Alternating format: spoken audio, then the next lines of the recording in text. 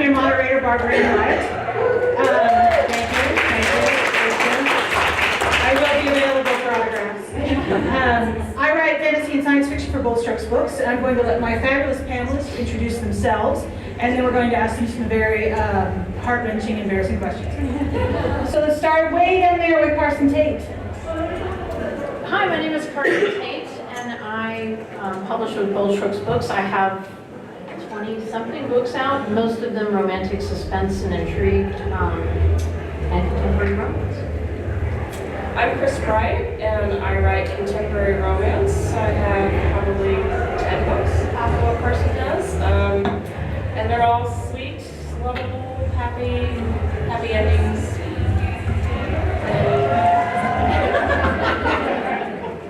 I'm Brayden. I write fun, flirty, contemporary romance with an emphasis on female friendships. Wow. That sounded really rehearsed. I'm Georgia Beers. I write contemporary romance. I am currently working on my 25th novel, so thank you. So I've been doing this for a while. And romance, yay! My name is Elle Spencer, and I have 3 books out now. The 4th is ready to go next October, and then starting another one next Sunday. Well, my first question, so we all know, all of you people, right? We don't mean by you people. I knew somebody was going to do it. So what other media influenced your writing? So TV shows, movies, comics, anything. And I think since Melissa's making eye contact, she's going to go with that. I was always a big fan, still am to this day, of the rom-com, the film, the You've Got Mail, Serendipity, Notting Hill, all of those romances that make us smile and laugh, but not take too much to bed with us, not too heavy on the angst. I think those were my inspirations, and when I set out to write, I definitely had an element of those films in my brain when I was moving forward, and there's still to this day titles that I revisit over and over again and never get tired of. And so if I could create a perfect scenario for my work and were to imagine it, someday someone else would pick up a book of mine, maybe read it a second time, that would get me very excited to think about. Kris, Bryant, what about you? I'm not going after that. For me, it's television and books. I was really into, well, for example, my characters, since I write first person, I visualize somebody, like a famous actress, and my go-to is from Castle, Beckett from Castle. Yeah. So she's my go-to every time. For some reason, it's just, she's so pretty and long, prepared. So she was kind of my inspiration in Taste, the instructor from South Africa. For some reason, I just pictured her, and it was just beautiful. And so she kind of became a model for me in my head. And then, of course, there's Scarlett Johansson, all the pretty ones. I go there a lot. And even in this last one, Winona Earp. I watch the show, and I am a White House fan, but I'm also older, and I love Winona. Yeah, she's my girl. She's mine. Kris has tips. Carsen. I'll take that one. Yes. So, anybody remember Elle Long? Yes. First kiss, first kiss on screen, on TV. It was all for ratings, but Abby and CJ. West Wing, Law and Order, NYPD Blue. I'm a TV addict, and I've always liked those shows. It's probably why I went into criminal law in the first place before I started writing. So it's influenced a lot. Georgia. TV is also TV for me because I like to see the character develop as the series goes on. So I want to watch them from episode to episode.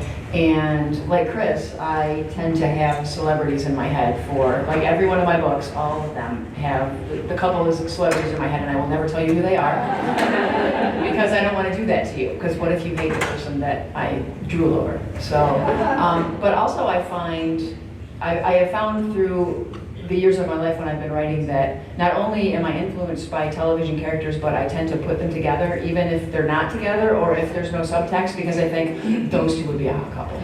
Those two would be a hot couple. And so in my head, I take those two and I make them, you know, a baker and a vet or something and do what I want with them, but the television. That makes you sound like a serial killer. I heard it.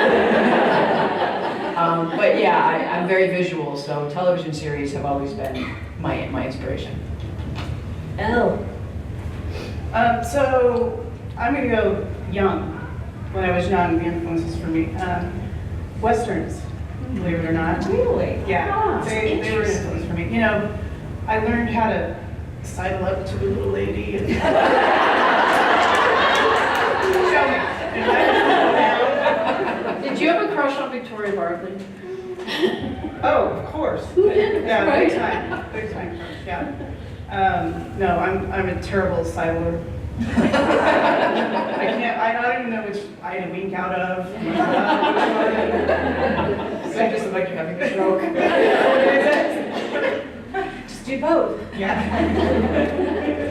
No, but you know, Westerns, they have romance and high drama, and I would watch those a lot when I was young. And then also, we had a cabin we would go to in the summertime, and there was no TV, and the only thing that was there for someone my age to read was Louis L'Amour books. Yeah. Yeah, there were these little books that you know, I could get through, and loved those.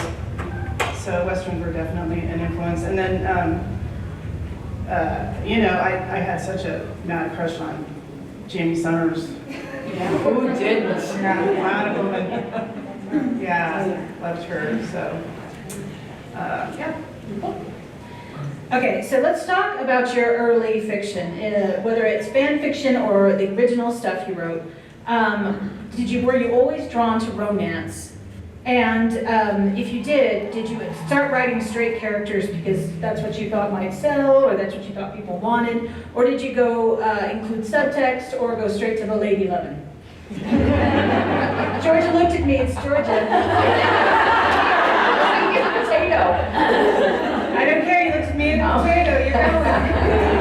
I actually was just talking to Melissa about this earlier because I remembered that I had written a short story when I was probably 15 or 16 years old that was a heterosexual romance, and it was a woman whose husband had died, and she had a new love interest, and the ghost of her husband came back to tell her that it was okay for her to move on. So yeah, I did actually start with straight stuff. What was the rest of the question? Did you ever write fan fiction or not? Oh, and if yes. you did, was it romance all the way? Was your... It's a lot of sex.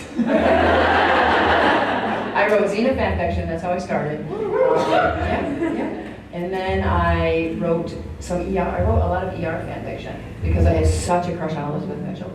Such a crush. That's the only show that I wrote fan fiction for where the characters were actually together on the show. I mean, and Xena and Gabrielle were, we all know they were, but it wasn't, you know, obvious, or we weren't told in so many words. I tried a little X-Files fan fiction because I thought that Gillian Anderson and Annabeth Gish had more chemistry than Gillian Anderson and David Duchovny. And I may be in the minority, but I did. And I tried a little SVU fan fiction, but I wrote a lot of, the ER fan fiction was the stuff that I was most passionate about. I wrote a lot of Xena, but there were a lot of better writers than me that wrote a lot of Xena. So I moved over to ER, but yeah, I wrote Did you ever do the Xena ER crossover? I did not. Now, where were you 20 years she ago? would need a lot of stitches. She really was. True story. How about you, Elle? Me? Yeah, I'm a bitter lesbian, so there's no way I would write straight. No way. No, the Bitter and Lesbian Anthology, the new anthology by Elle Spencer. No, they've had it all their whole lives now. Any Otalia fans Yes. in the room? Yeah? My people. That's how I started. I started writing Otalia fanfic. Was it romance from the beginning? You wanted the romance? Oh, absolutely. Yeah. Two chicks. You know, Yeah. all the angst and everything. Yeah, I love it. Melissa? I was a little naive, and I don't think that I really knew that fan fiction was a thing, and I think if I had, it probably would have helped me on my own personal journey a little bit more. So I feel like I was a little late to the party in that sense. But I had never written anything at all until outside of a school assignment, until I wrote my first book, which was Waiting in the Wings. And I don't think that I'm bisexual, so I easily could have written something straight. I just was never compelled to. I wish I could articulate exactly why, but I was always drawn to writing female protagonists.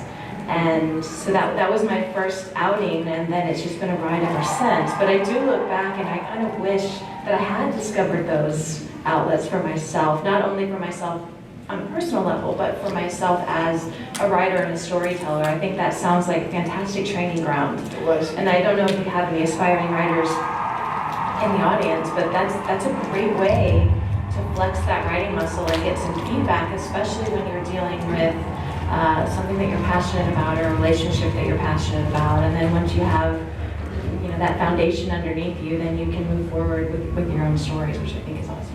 That's the difference between me and Melissa. I'm like two chicks getting it on, and she's like, female protagonist. You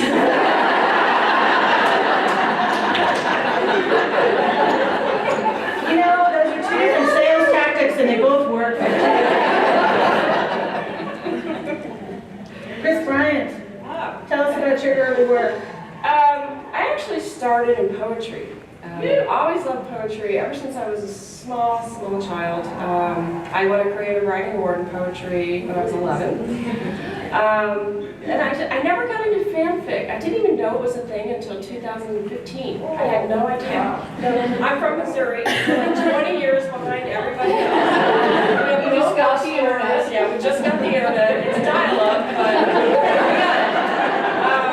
And so, it's I just always loved romance. I read straight romance forever, and then I got into, when I was 11, I was reading Sidney Sheldon, which, if you've ever read Sidney Sheldon, an 11-year-old should not be reading that.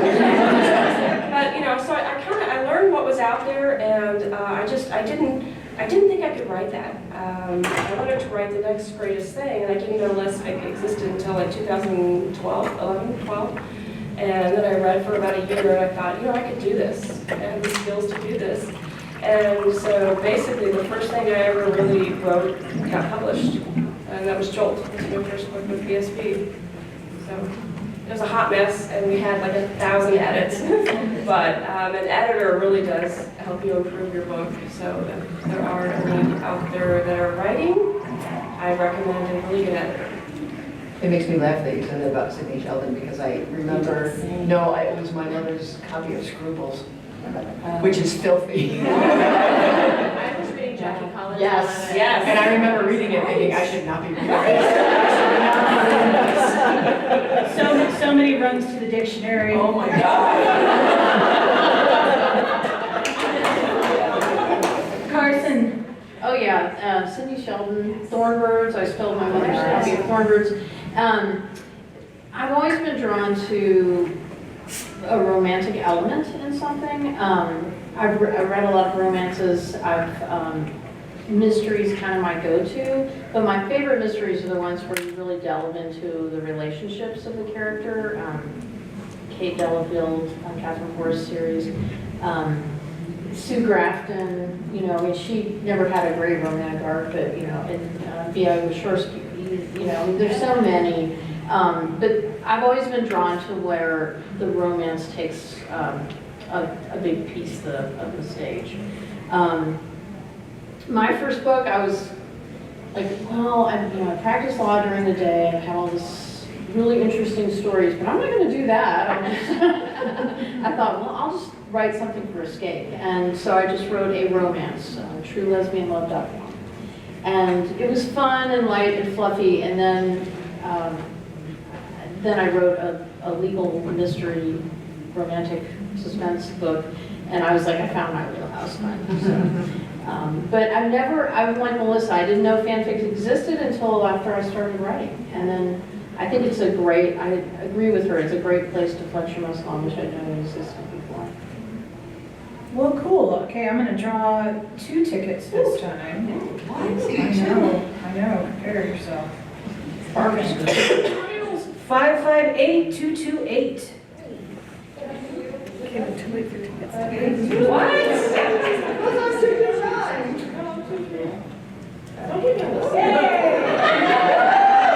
No, it isn't. You and PJ Trouble Horns trusting tomorrow. Oh, yeah, sure. All right, 558-201. Yay! You get 2 cannons for it, but it's not what you're thinking of. Kind of is. I couldn't put that on the cover. Okay. So, I was going to ask where you always draw in romance, but I think we have our answer there. And also, did you read a lot of romance? But they answered that one too. So, right now, there are a lot of lesbian or bisexual characters in TV, some in movies, lots in books, though never enough. Especially in fantasy and science fiction. And I was wondering, do you have any favorite couples now in any TV shows, movies, books? Also, is there anywhere you're shipping characters who aren't together yet? I mean, Georgia said she's shipping everyone all the time. All the time. But everyone's avoiding my looking at me right now. But she just did it. So, Elle Spencer. Okay. So favorites, lesbians or women couples in TVs, movies, books, anything, and also any 2 characters that you're like, yes, they should get together even though they're not together. Yes, absolutely. So Sandra Bullock and Kate Blanchett. Yes.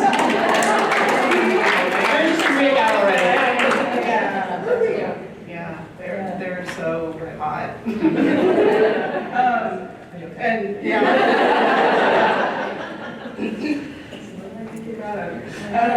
Their legs, that's what I'm thinking about. Yeah, and then Any favorite couples? Eve and Villanelle. Yes! I just really need them to fuck. That should be a t-shirt.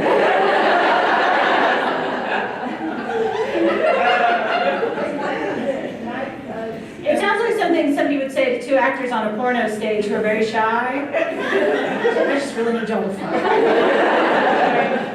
That's why we're here. Hopefully I didn't offend anybody. I should have said, get jinky or No, you shouldn't, no. make whoopee. Okay, no. And then as far as lesbian couples? It can be lesbians or bisexual couples or just... Yeah.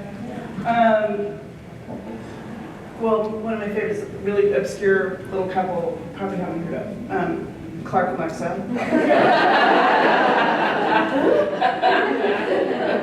I was so mad. Yeah. Love them. Yes. George Beers, what about you? I don't have a lot, I mean, I watch so much television. Carsen, I'm right there with you with all the TV watching, so there's almost too many people for me to sift through, but do you watch For the People? You do, right? Yes. That's like a Shonda Rhimes legal thriller. It's like Grey's Anatomy in the courtroom, basically. And it's awesome. It is awesome. Yeah. And last season, they had Kate sleeping with the hot FBI. What happened to the FBI? I imagine she got another job. But she like disappeared. However, I don't know how caught up you are, but I'm gonna go ahead and spoil you because I'm spoiling you in my own head. Episodes behind. Go ahead. She has a little thing with Sandra, like they're making a friendship, and the whole time I'm watching it, I'm like, just kiss her. Please just kiss her. Just kiss her now, please. So I don't think that will happen. I don't think that's where they're going. I think they're just gonna be friendship because one's in the public defender's office and one's in the prosecutor's office. Yeah, but they just were they had a lot of chemistry. I don't know if any of you saw it, but they had a lot of chemistry, and I would like to ship them now. And I will have my heart broken because they will never be together, I'm sure. Just like Emma Swan and the Evil Queen, I was thinking they have more chemistry with each other than they did with any of the dudes. In fact, a dude would wander on and I'd be like, ooh! And that's exactly how I felt about Scully and Reyes. I just thought they had chemistry. I mean, you can see it. So I don't really have anybody right now that I'm shipping that isn't together, but that's always on my mind. Melissa Brayden. When I think about film, this might be the cliched answer, but I always come back to Rachel and Luz from Imagine Me and You. I love that. I never get tired of that relationship. I was really, really bummed and kind of went into a depression when Callie and Arizona were no more on Grey's Anatomy. I still watch it, but it's like this. It's just not the same anymore. Tell them how you feel about Game of Thrones now, because of Luce and Rachel. Well, I think Cersei's okay because it's Luz. She's just trying to run her flower shop.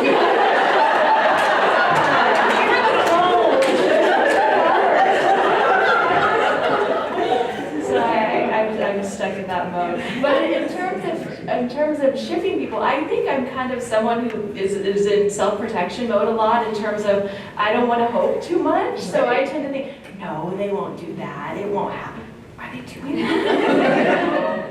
Oh my gosh! And then it becomes a thing, so I tend to not get out in front and predict too much because I don't want to have my heart smashed when it doesn't happen. But I'm rooting for them, like in the subtext. Kris, Bryant. Who I like now, or what I like, well, so I love the whole. I love that it's so for Nicole and Waverly. I love that it's so perfect for now. You know, it's a younger couple. Everybody's we need that role model in our lives. And I love watching, I always tease one of the other writers who watches it with me, and we always kind of tease about whether we think the chemistry is like spot on in that scene or if it's a little off. I was so disappointed in their first kiss. I'm going to be the only person who ever admits that. But their first kiss, I was a little disappointed. I was disappointed in it. You gotta give details. Well, so I thought Nicole was really into it. Kiss this potato and show it.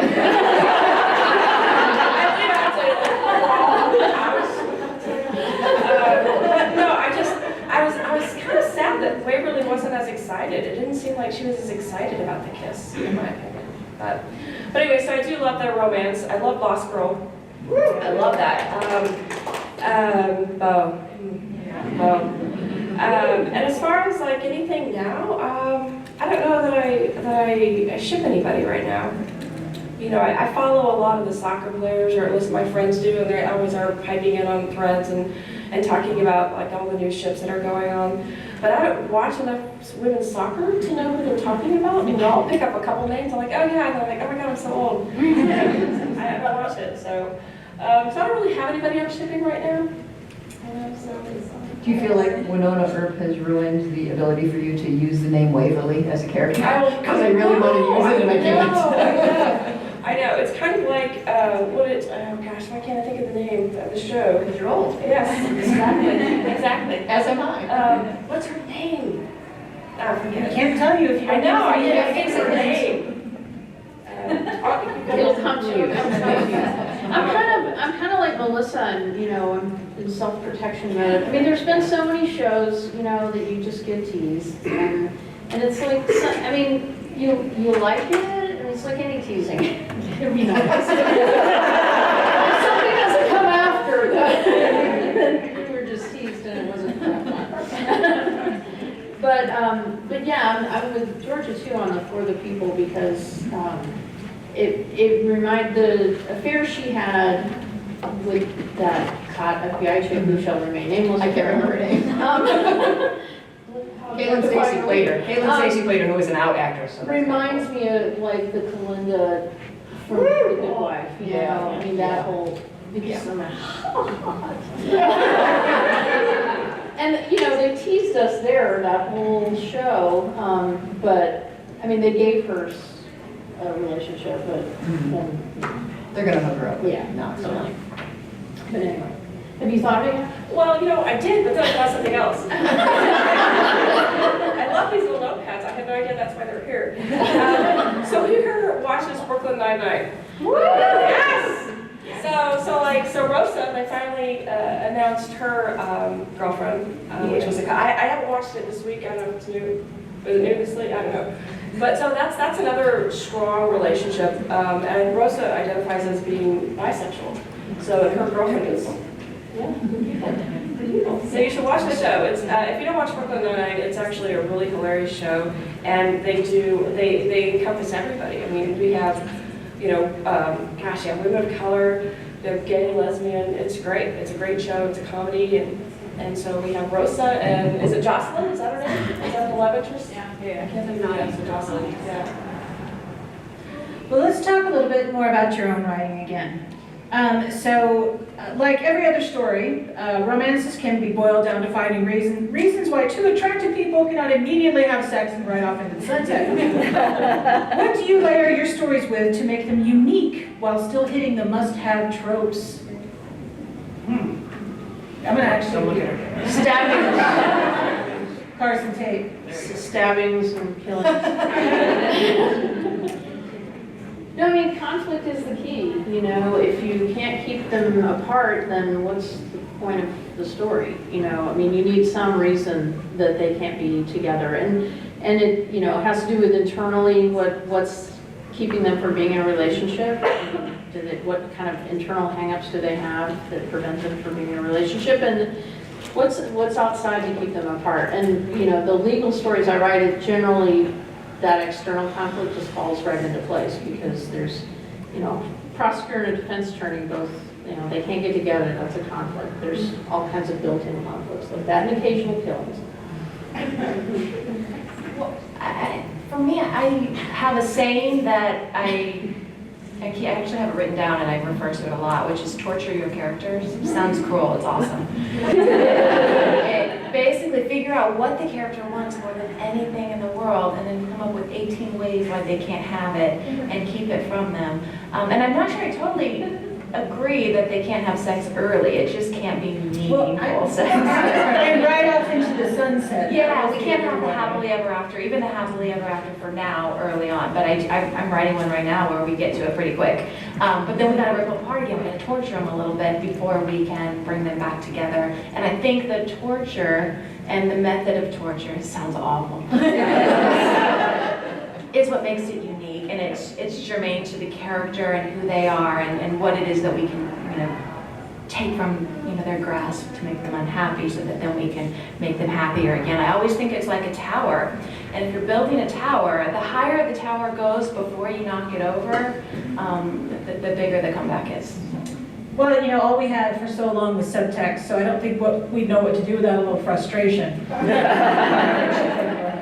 Kris, Bryant, do you have anything to add there? I always have to follow Melissa.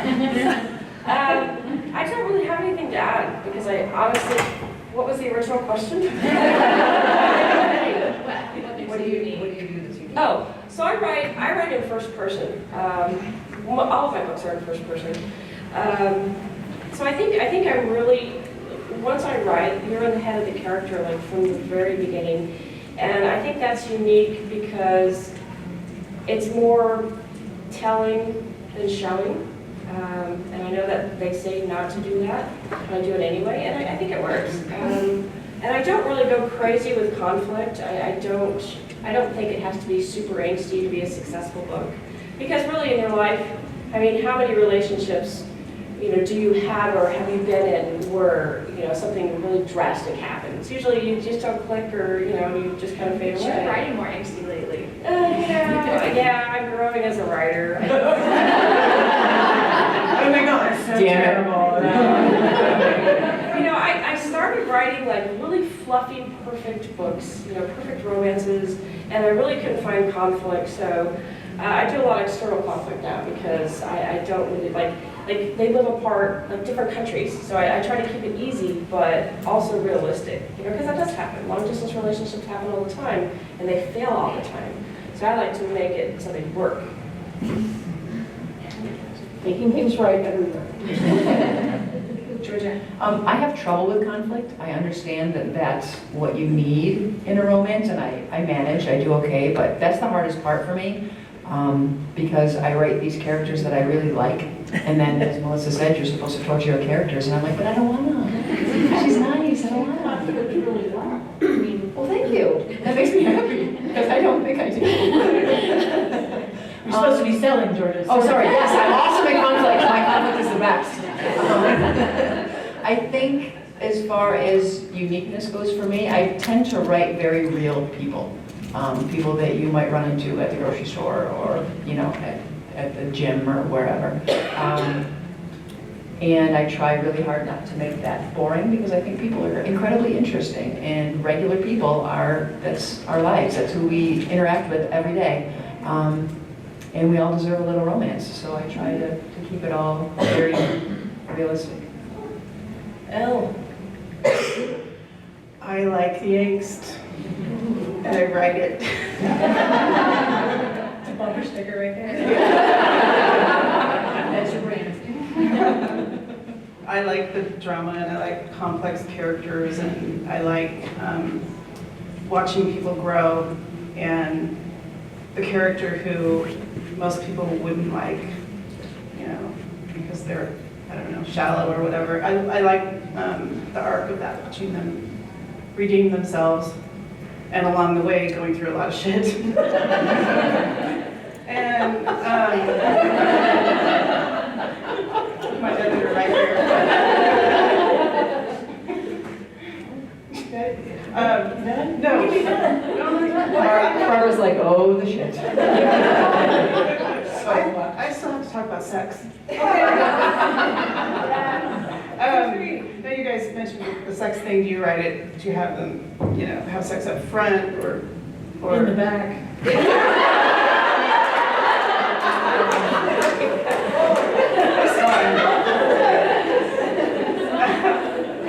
I've written it both ways.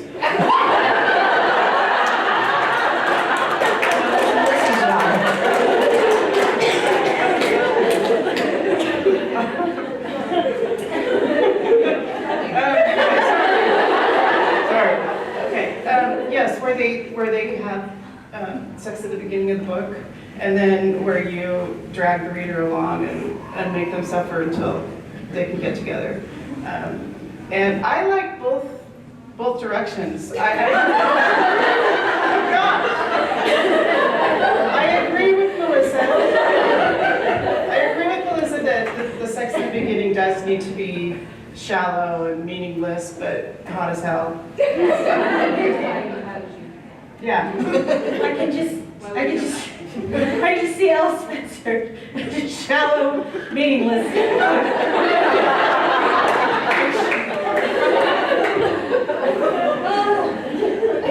Okay, let's win some more books. All right. Okay. 558203. Whoops. The phantom person who wins. Okay, you win nothing. Okay. You win Design for Love by Aaron Dutton.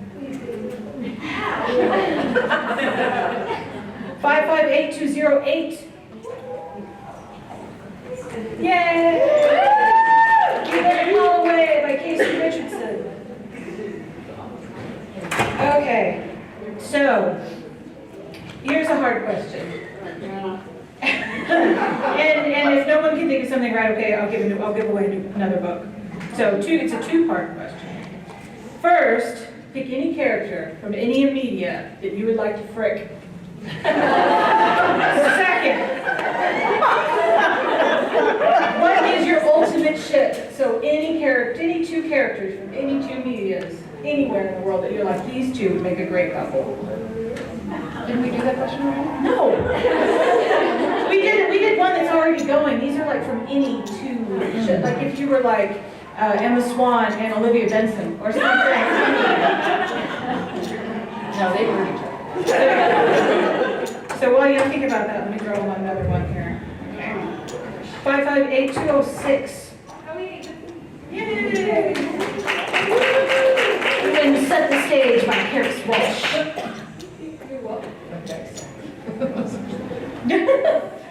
Character you'd like to frick. Right. Oh, it has to be the character, not the actress? There's a difference. I gotta rethink. I'll open that question up.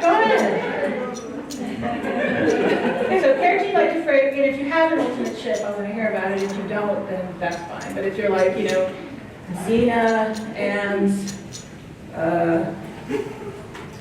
Olivia Benson. Does anybody have anything? I got nothing. Nope. My wife is in the room. Well, everybody gets the list, right? I mean, everybody gets the list, and you're like, okay, well, you know, if you meet. Oh, yeah, the freebie? Yeah, the freebie. And then other people are imaginary, they're characters, you never do. Yeah, yeah. You're bombing this question in a big way. I like Luce / Circe a lot. I think she's pretty awesome. Same person to me. Oh, I thought you meant together, and I was like, wait a minute. No, so yeah. To me, they're one, yeah. But so is it the characters or Lena Headey? I think it's really loose. I think. Oh, okay. I'm gonna say Wonder Woman. Which version of Wonder Woman do you want? I'll take either one. I'll take either one. Anybody else up there? Winona Earp or Mother of Dragons. Daenerys Targaryen. Yeah. That would also be a really weird pairing.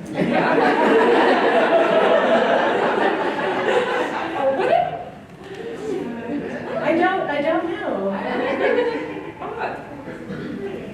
Well, Daenerys is kind of no nonsense, and Winona's a lot of nonsense. Opposites attract. Sorry. Opposites attract. That's how I should be. Anybody else? Anybody got? I would ship myself with Khaleesi. So would I don't know, if you, any of the Game of Thrones characters, wouldn't you be like, I'm gonna die? I'm not one of the main. Oh, what a way to go. And those guys- I will wear a red shirt for a Game of Thrones. Bend the knee. Yes. Can I ship myself with one of my characters? Sure. Okay, that's awesome. You too. There you go. So you're gonna do I would it? say I would ship myself and a character from Forget and Never called Kendall Squires. Okay, I remember Kendall. Yeah? Yeah. Yeah.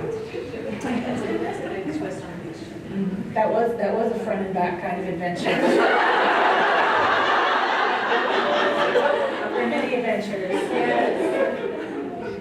Okay, I think I'm going to draw another book, and then I'm going to open it up to audience questions, so be thinking. All right. 558199. All right.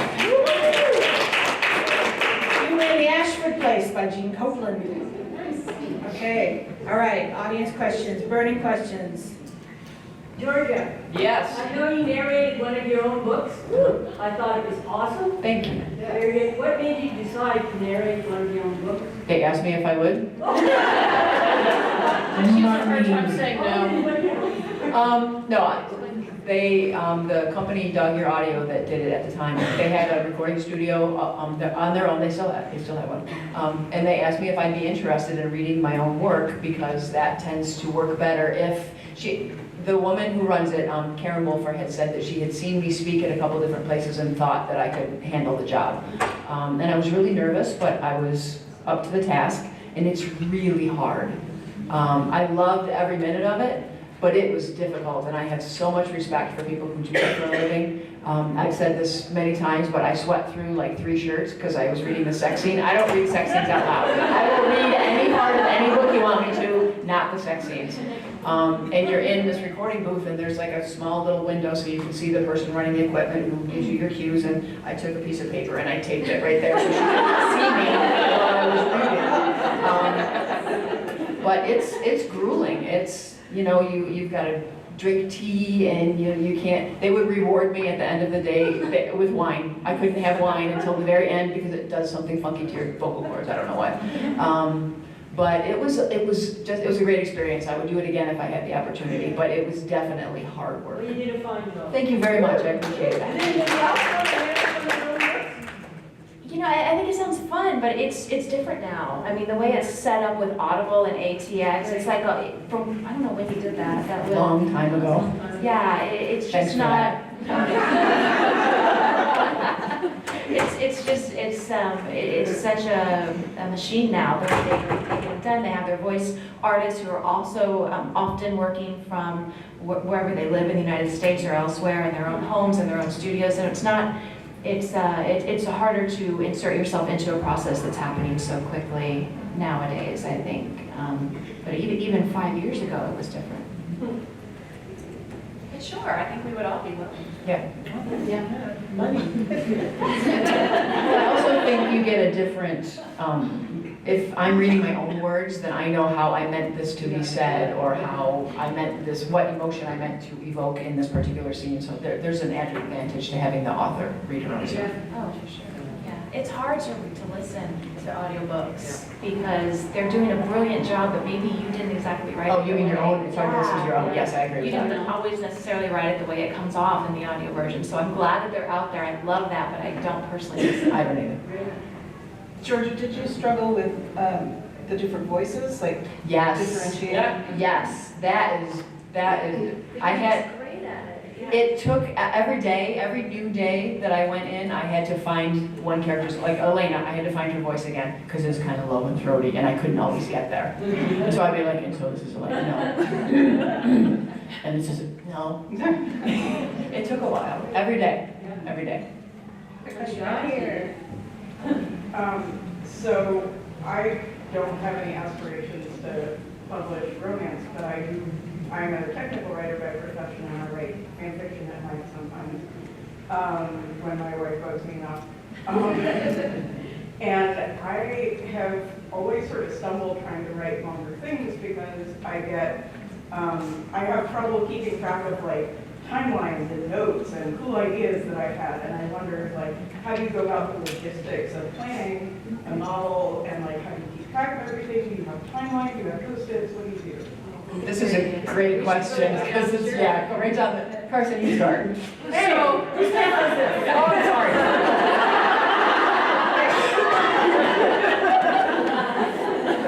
So I wish I brought my, well, no, it's in my room. I'm very disappointed that it's in my room, because I'd show you, I'm at the very end of a novel right now, and I start out with a notebook that's bigger than this, and I keep notes in it, and it starts out like, character 1, here's their name, and here is what they look like, and all this stuff.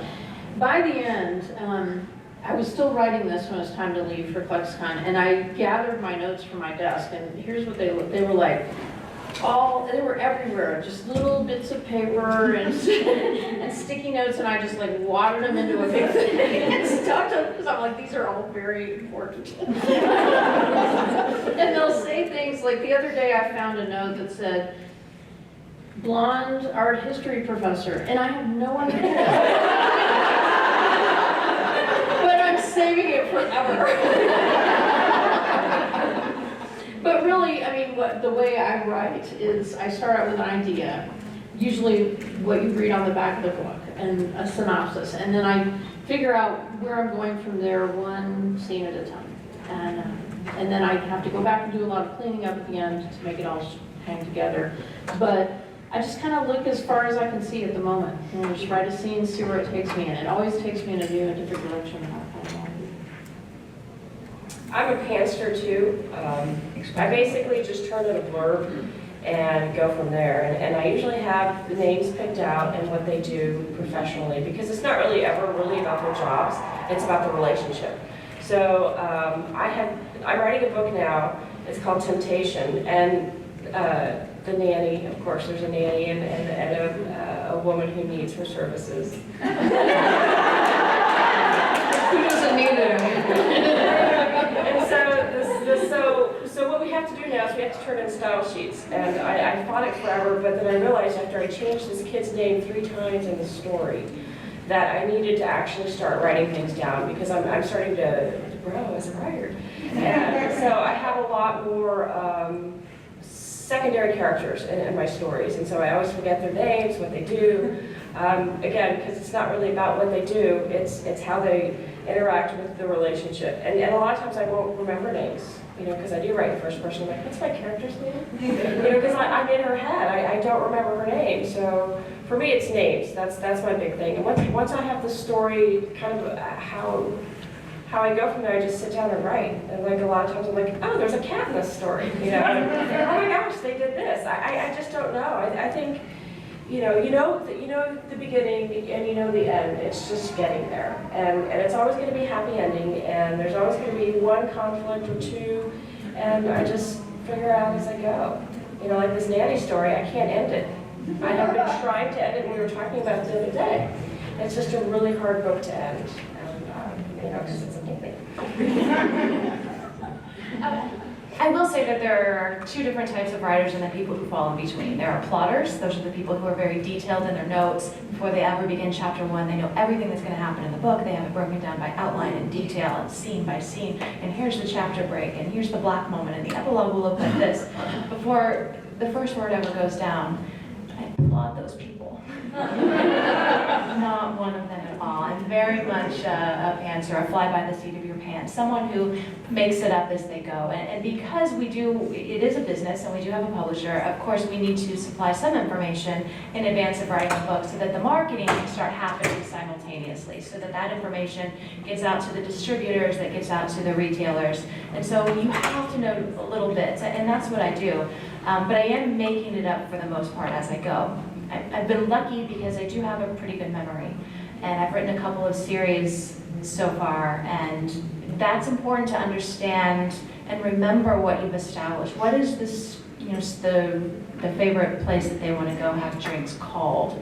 That's key, and you want to make sure that you're keeping track of that. And if you have a great memory, then you can go with that. Otherwise, you should keep detailed notes. For me, I find that organizing where I want to go with the story, sometimes just as being out in the world and you have a fantastic idea and this isn't the right time to stop and write, but you don't want to forget, you will forget, write it down. I can't tell you how many great ideas I've forgotten because I thought I would be fine. So I keep notes in my phone. That's pretty much the only place in my life you're going to find notes about a book that I'm writing is in the notes section of my phone. And like you, I often will see like, she just is going to lose it. And I'm like, oh, who?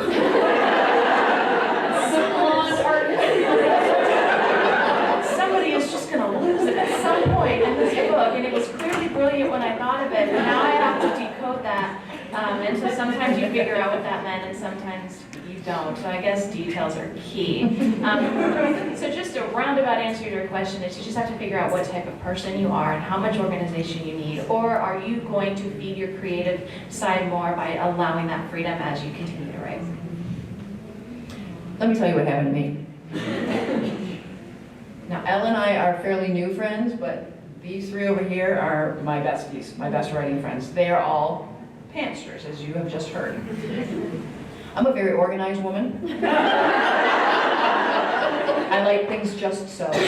I like to know what we're doing today. I like to know what I'm having for dinner. And the more I talked to these people, the more I was like, well, maybe I can just do that. Because it seems to work for them. I'll do that. Come to the dark side. The dark side is not for me. No, so I have discovered that what I am actually is a plantser. I do more plotting than most of them, but I don't plot all of it. And we were actually both working today, and I was like, I don't know where this is going. I don't know what she's doing. I don't know. So I get a little stressed. Because I do not have a memory like Steel Trap Girl over here. So I need to write stuff down. And the older I get, the more I find that out. But I have had the same experience where I've had brilliant ideas. I probably have the great American novel. I've had the idea, I just didn't write it down and now it's gone. So yeah, everybody works a little different. I don't know how you work. Tell me how yours is. Are you a plotter or a pantser? No. No, definitely a pantser. And I am not at all organized. And my version control, my wife will tell you, it is just awful. Yeah, so yeah, I need to work on all that stuff. So I don't. Or not. Because you're doing fine. Embrace your freedom. Yeah, gotta do it your own way, I guess. but I don't have any, wonderful advice for you as far as that goes, because it is very individual. But I will say that a lesson that I had to learn once I signed with a publisher, because when you're writing fanfic, you can just write whatever the hell you want. It doesn't matter. Kill anybody, whatever you want to do. And when you have an editor. I was laughing at kill anybody. You can't get too attached to certain storylines or certain things that happen. Because I'm gonna cut them. Yeah. Because they can get cut, you might love it. You might love that scene and everything, but you might have to let it go. So, be willing to take advice. Well, I can answer this question too, even though Georgia keeps trying to leave me out. I noticed I wasn't in her, like, these are my friends. So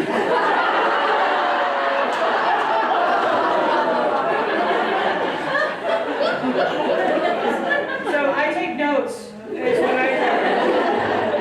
I plot a lot, but it's very, like, loosey-goosey crazy, and then I have to take notes as I go. Well, you also world build, Right. Yeah. which is, that's like completely. Yeah, it sounds beyond. Yeah, oh, you're impressed now.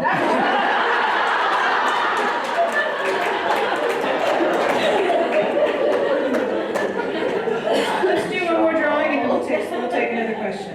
Okay, 558-210.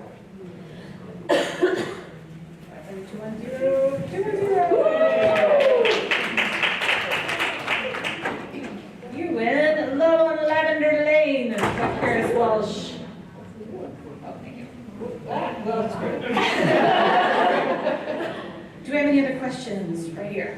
For Melissa, when you start, do you know you're going to write a series, or do you start writing something and you say, I have so many characters, I'm going to break it up? No, that is a key difference. When I'm writing a series, even though I'm a pantser, I do know that it's going to be a series. And with Soho, I think I knew a little bit less going in because it was my first endeavor into that, I say genre, but that format of writing where I knew that there would be best friends. I knew they would each have their own romance. But I was new to it, and so I think not a lot of branding ideas went into marketing that series the same way, and so when I came back at it again with Seven Shores, I knew, okay, we're going to package these covers, they're going to look similar, and so I think I had my feet underneath me and had that experience going a bit, and I do think that I planned Seven Shores a bit more than I did Soho, just having that experience. Now I'm getting set to start a third series, so now I'm kind of like putting it together to see what I can come up with there. Questions? Me? Yeah. Oh, hi. So I'm a teacher, and Everybody sit up straight. So I got JSA started this year at my school, and I noticed with my kids that there's not a lot out there, and I know you guys are all my wives, so you're like, yeah, adult writers, I understand that. There's not a lot out there, a lot of content for the teenagers. Okay. So, and there's a lot of ideas and stuff that I have going on in my head. What would you recommend for somebody who, whether it's me or one of these kids that are about to graduate, that are all very bright and looking to get into writing, or they're very artistic, really into creating content? What would you recommend to them that are wanting to maybe break into doing something to create some content for them so that they have something? Because right now they're swimming in a world where they're starting to get representation on television, but I mean, it would be great if they had more representation in books. Well, I know NaNoWriMo, the National Novel Writing Month, they have a Young Writers program. Does anybody else know one? No, I don't know of a program, but I would encourage them to create. And I think sometimes there's a stigma associated with, well, nobody's going to read what I write. Yeah. But I think that there's so many stories out there where people said that and then they became the next big thing just because they have to do it. Yeah. So I think if there's some way to communicate that this could really be big for you, this could really work out, you could be the next big storyteller, and understanding that it's not necessarily just a pie in the sky dream when you're talking about publishing, especially in a niche like ours. I think there's so much possibility, and it's It's not the 1 in a million. You have a real shot at getting published and having readership. And so we need young people to create content that speaks to other young people. And so it almost sounds generic to say encourage and let them know it's possible, but it's such a key message.